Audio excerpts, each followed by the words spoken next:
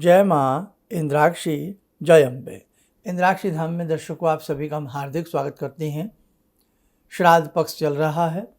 आज द्वितीय श्राद्ध है, द्वितीय तिथि का और द्वितीय ही श्राद्ध है। तो आज के इस अंक में हम बताने वाले हैं जिन साधकों ने चंद्र ग्रहण की रात्रि में विशेष मंत्रों की सिद्धि की है, अब हम उसके बाद क्या करें। दूसरी बात, श्राद्ध में क्या क्या करना चाहिए, क्या क्या नहीं। और इसी के साथ साथ श्राद्ध पक्ष में बहुत लोग पूजा पाठ करने से, व्रत रखने से उनके मन में शंका आती है कि हम श्राद्ध पक्ष चल रहा है, हम पूजा करें, धूप दीप घर में जलाएं न जलाएं, हम व्रत रखें न रखें। इस प्रकार के अनेकों सवाल मन में रहते हैं। तो बहुत सारी शंकाओं का समाधान आपका इस अंक में होने वाला है, ध्यान से सुनिएगा। आइए पहले आज का हम पंचांग देखें। 9 सितंबर सन 2025, दिन मंगलवार, संवत 2082, आश्विन मास, कृष्ण पक्ष, तिथि आज द्वितीया है, नक्षत्र उत्तरा भाद्रपद, राहु काल 3 से 4:30, दिशा शूल उत्तर दिशा। सबसे पहली बात तो ग्रहण की रात्रि में जिन जिन साधकों ने मंत्र को सिद्ध किया है, किसी ने हवन के साथ किया है, किसी ने हवन के बिना किया है, तो सबने बहुत ही अच्छा किया है जैसा आपसे बन पड़ा है। भगवान की कृपा, जगत जननी की कृपा आपको जरूर प्राप्त होगी। अब जो मंत्र हमने एक बार चार्ज कर लिया है, सिद्ध कर लिया है, हमें वो मंत्र अपने दैनिक साधना में प्रतिदिन जपना ही चाहिए। एक एक माला वैसे करनी चाहिए, लेकिन इतना समय ना हो तो कम से कम हमें उन मंत्रों को 31 बार 31 टाइम तो पढ़ ही लेना चाहिए। ठीक है, इतना तो हम कर सकते हैं। दूसरी बात, कभी कभी जैसे अभी तो ये चंद्र ग्रहण गया है, कभी कभी कोई अच्छा दिन हो, जैसे शरद पूर्णिमा है, दशहरा है, या रविवार मंगलवार शुक्ल पक्ष का है, उस हिसाब से भी हमें उन मंत्रों को कभी कभी यज्ञ के साथ कर लेना चाहिए, स्वाहा लगा करके। तो आपके मंत्र बहुत ही प्राणवान हो जाएंगे और आपको अपने जीवन में अद्भुत आश्चर्यजनक लाभ प्राप्त होने लग जाएंगे। तो ऐसा आप कर सकते हैं, बहुत भगवान की कृपा आपके ऊपर है। अभी एक और ग्रहण 21-22 सितंबर का जो है आंशिक सूर्य ग्रहण है, यह ग्रहण भारत में दृश्यमान नहीं होगा, इसलिए उस ग्रहण को लेकर के आपको चिंता करने की आवश्यकता नहीं है। हालांकि उसके बारे में अलग से एक छोटी सी वीडियो भी बना देंगे और सबको हम अपने साधकों को जानकारी दे देंगे। अब बात करते हैं श्राद्ध की। श्राद्ध पक्ष में क्या हमें पूजा पाठ करनी चाहिए? नहीं, बिल्कुल आप बहुत अच्छे से भगवान की भक्ति श्राद्ध पक्ष में करें। ये हमारे पूर्वजों के 15 दिन जो होते हैं, उनके लिए हम गायत्री मंत्र जपें, उनके लिए हम कोई भी भक्ति करें, उनके नाम से हम दान दक्षिणा देवें, उनके नाम से हम कोई भी फलाहार बाँटें, पक्षियों को दाना डालें, हम गौ माता की सेवा करें।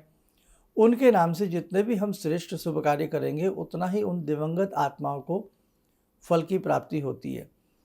जो भी कष्ट, जो भी कोई यातनाएं वो नरक में भोग रहे होते हैं, सभी नरक में नहीं जाते, स्वर्ग में भी जाते हैं, नरक में भी जाते हैं। लेकिन अगर कुछ हमारे ऐसे परिवारजन हैं जो नरक की यातना में पड़े हुए हैं, परेशान हैं, तो हमारा इस पृथ्वी पर जो भी दान हम उनके नाम से करते हैं, जो भी हम उनके नाम से भक्ति करते हैं, पूजा पाठ करते हैं, वो भक्ति उनके कष्टों को कम करती है और नरक की यातनाओं से वो बच जाते हैं। बहुत सारी बातें हैं, एपिसोड बहुत बड़ा हो जाएगा। कुल मिलाकर के ये श्राद्ध पक्ष का जो समय है, इसमें कोई व्रत आता है तो आप वो व्रत भी कीजिए। जैसे 14 सितंबर का दिन रविवार पड़ेगा, जीव पुत्रिका का व्रत है, तो जो जिनके यहाँ ये व्रत संतान की लंबी आयु के लिए, सुख सौभाग्य के लिए किया जाता है, तो आप इसे ज़रूर करें। और कभी भी ध्यान रखना, श्राद्ध पक्ष ऐसा नहीं है कि उसमें हम भक्ति ना करें, उसमें तो बल्कि श्राद्ध में तो हर घर में शुद्धतम से शुद्धतम वातावरण रहता। तो जितनी आपकी भक्ति की जाएगी, किसी भी मंत्र की साधना की जाएगी, घर में धूप दीप दिया जाएगा, उतना ही आपके पितृ शुद्धतम वातावरण को देख करके आपसे प्रसन्न होंगे, आपको आशीर्वाद देंगे, आपके घर में विचरण करेंगे। और जिस दिन जिस पितृ की मृत्यु तिथि होती है, उस मृत्यु तिथि में उनका श्राद्ध किया जाता है। उस तिथि में तो वो विशेष रूप से आते ही आते हैं। और ये आपने एक बात सुनी होगी, ये शरीर नश्वर है लेकिन आत्मा नश्वर नहीं है। आत्मा अजर है, अमर है, अविनाशी है। आत्मा सो परमात्मा, इसलिए ध्यान रखना, अपने पूर्वजों के निमित्त हमें श्राद्ध जरूर करना चाहिए।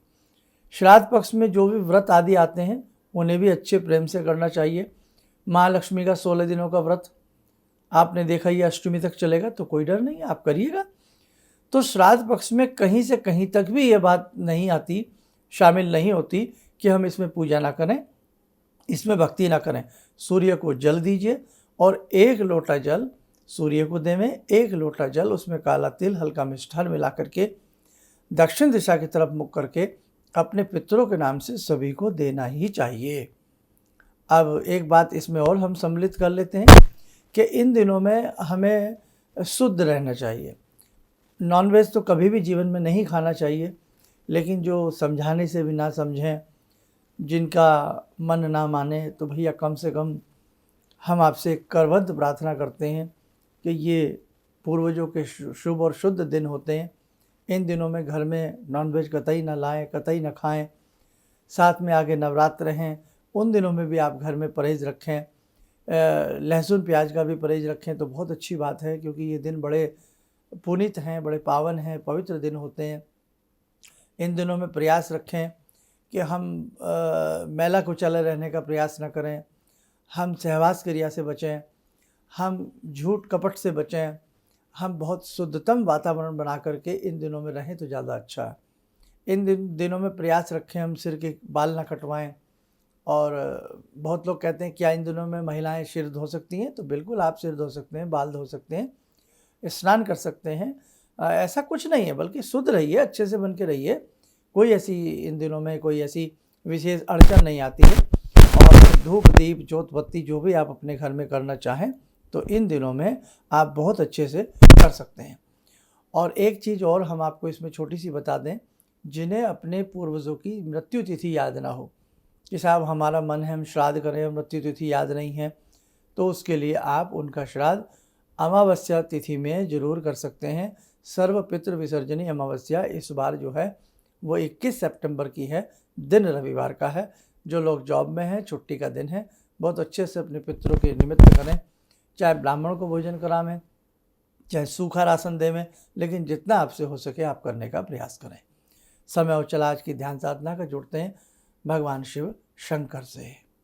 ओम आत्मा त्वं गिरिजामति सहचरा प्राणा शरीरं गृहं पूजा ते विषयोपभोग रचना निद्रा समाधिस्थिते संचारा पदयो प्रदक्षिण विदेः श्रोत्राणि सर्वागिरो यद्यात् कर्म करोमि तद्दखिलं शम्भोस्तवाराधनम् चन्द्रोद्भासितशेखरे स्मर हरे गंगाधरे शंकरे सर्पे भूषितकण्ठकर्णविवरे नेत्रोत्तवे स्वानरे दन्ते त्वकृतसुन्दरां वरदरे त्रैलोक्यसारे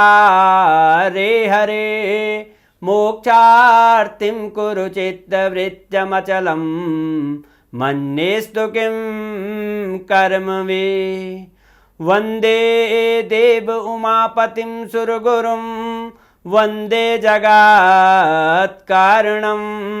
वन्दे पन्नगभूषणं मृगधरं वन्दे पशूनां पतिं वन्दे सूर्यशशाङ्कवह्निनयनां वन्दे मुकुन्दप्रियं वन्दे भक्तजनश्रयं च वरदां वन्दे शिवं शङ्करम् ॐ कर्पूरगौरं करुणावतारं संसारसारं भुजगेन्द्रहारं सदा वसन्तं हृदयारविन्दे भवं भवानी सहितं नमामि भवं भवानी सहितं नमामि। कवच बना लें, ध्यान करें, शिव शंकर का शुभ आशीष हम सब के ऊपर बरस रहा है।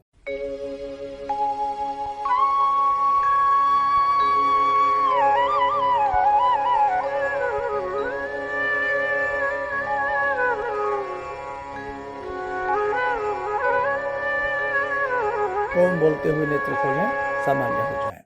देखो साधकों, प्रतिदिन बहुत सारी चीज़ें हैं, आप सीखते जाइए, बहुत सारी बातें आप डायरी में नोट करते जाइए। ग्रहण काल के जितने भी मंत्र हमने 2 बताए हैं, एक सर्वार्थ साधनी था, इन सब बातों को बेटे नोट करते जाएं, आपके आने वाले समय में बहुत काम आएगा। समय बहुत ध्रुव है, बहुत कठिन समय है। हम पिछले 1 वर्ष से ये सारी चीज़ें सबको समझा रहे हैं और किस प्रकार से कहीं बाढ़ का प्रकोप है, कहीं बारिश का प्रकोप है, तो कहीं कुछ बीमारियों का प्रकोप है, कहीं युद्ध की स्थिति कुछ देशों के बीच में तनातनी बनी हुई है, तो किसी से कुछ छिपा तो है नहीं। इसलिए जीवन सुख शांति से कट जाए, प्रेम से कट जाए, हारी बीमारी से हम बच जाएं, तकलीफ़ों से हम बच जाएं, संकटों से हम बच जाएं, शत्रुओं से हम बच जाएं। इसलिए अच्छा रूप में अपनी भक्ति को करते रहना, आपकी भक्ति आपके बहुत काम आएगी। ऐसा नहीं कि आप दिन भर करें, लेकिन जब समय मिले भक्ति बैठकर ही करनी चाहिए। ऐ जप अजप नाम जप वो आप कर सकते हैं, उसमें कोई हर्ज नहीं है, उसका भी लाभ होता है। लेकिन जो भक्ति जैसे ऋषि मुनियों ने बताई है, शास्त्रों में निहित है, जिसे हम संध्या वंदन कहते हैं, तो अच्छे से बैठकर ही जो भक्ति की जाती है उसी का बेटे पूर्ण फल मिलता है। अब बच्चा चलते फिरते पढ़ता रहे, रटता रहे, वो बात अलग है, लेकिन जब वो बैठकर के तसल्ली से पढ़ता है ना, तभी उसको कुछ सफलताएं प्राप्त होती हैं, तभी अच्छे मार्क्स आते हैं। ऐसे ही साधक जब तक के शुद्ध तरीके से बैठ कर के भक्ति को नहीं करेगा, तब तक वो साधना मार्ग में सफल नहीं हो सकता। चलिए, आप सब लोग स्वस्थ रहें, सुखी रहें। इन्हीं शुभकामनाओं के साथ हम अपनी वाणी को विराम देते हैं। जय जय अम्बे। हम लोग आपका प्रोग्राम शुरू ही किया था, अभी देखना, क्योंकि हम लोग बाहर से अभी साहिबाबाद ट्रांसफ़र हुए हैं, तो उसके बाद ऐसे ही एक दिन बैठी हुई थी, मेरी बेटी भी बैठी हुई थी।